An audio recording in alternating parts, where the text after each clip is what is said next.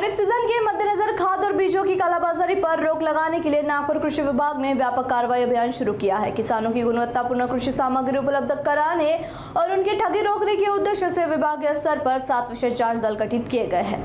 कृषि संनिदेशक उमेश घाटगे के अनुसार इन टीमों द्वारा विभिन्न स्थानों पर की गई जांच के दौरान अब तक करीब 1,60,00,000 रुपए मूल्य के लगभग 14,000 खाद और बीज के पैकेट जब्त किए गए हैं। साथ ही इस मामले में 9 लोगों के खिलाफ विभिन्न कानूनी प्रावधानों के तहत मामला दर्ज किए गए हैं।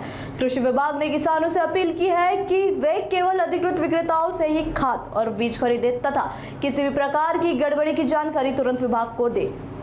याच्यामध्ये बियाणे आणि खत जे आहेत त्याच्या बाबतीत आपले जे काही विभाग स्तरावर आणि जिल्हा स्तरावर जी पथकं नेमलेली आहेत भरारी, त्या पथकांच्या मार्फत आपण ही सध्या कार्यवाही करतोय।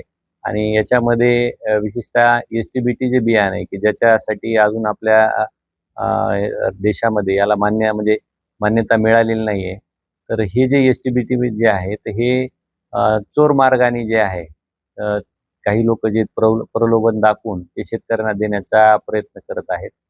आणि हे करत असताना शेतकरी देखील त्या प्रलोभनाला बळी पडत आहे।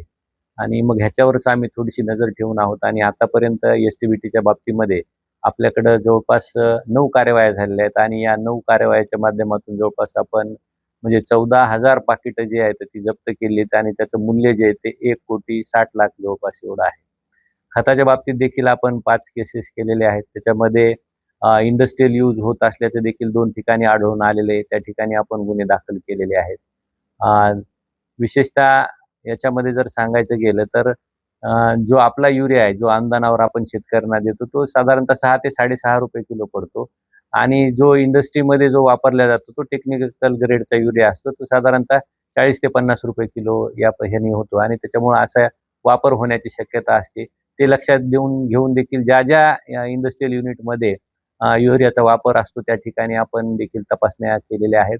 आणि असं जर कुठं आढळलं तर त्या ठिकाणी आपण कारवाई केलेली आहे। जसं एसटीबीटीच्या बाबतीत आहे तर नागपूरमध्ये 2-3 मोठ्या कारवाई झालेल्या आहेत। खताच्या बाबतीमध्ये आहे केळझरला झालेली आहे, कळमेश्वरला झालेली आहे। अशा वेगवेगळ्या ठिकाणी ह्या जे काही विभाग आहे नागपूर विभाग त्या ठिकाणी झालेल्या आहेत। वरोऱ्याला सुद्धा एक कारवाई झालेली आहे। असं वेगवेगळ्या ठिकाणी ह्या कारवाई झालेल्या आहेत।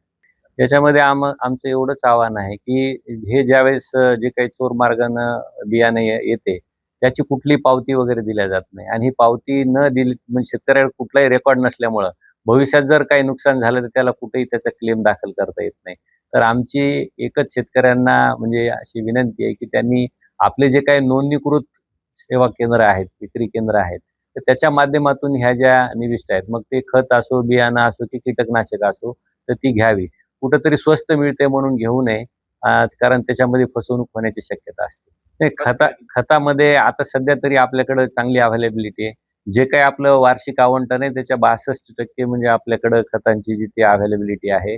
आणि अजून प्लेसमेंट चालू आहे। मधल्या काळात थोडंसं डिस्टर्ब झालं होतं, परंतु अजून आता हे प्लेसमेंट चालू आहे। आणि आज घडीला तरी कुठल्याही मार्केटमध्ये हे नाही की अमुक एक खत नाहीये म्हणून असा प्रकार नाही।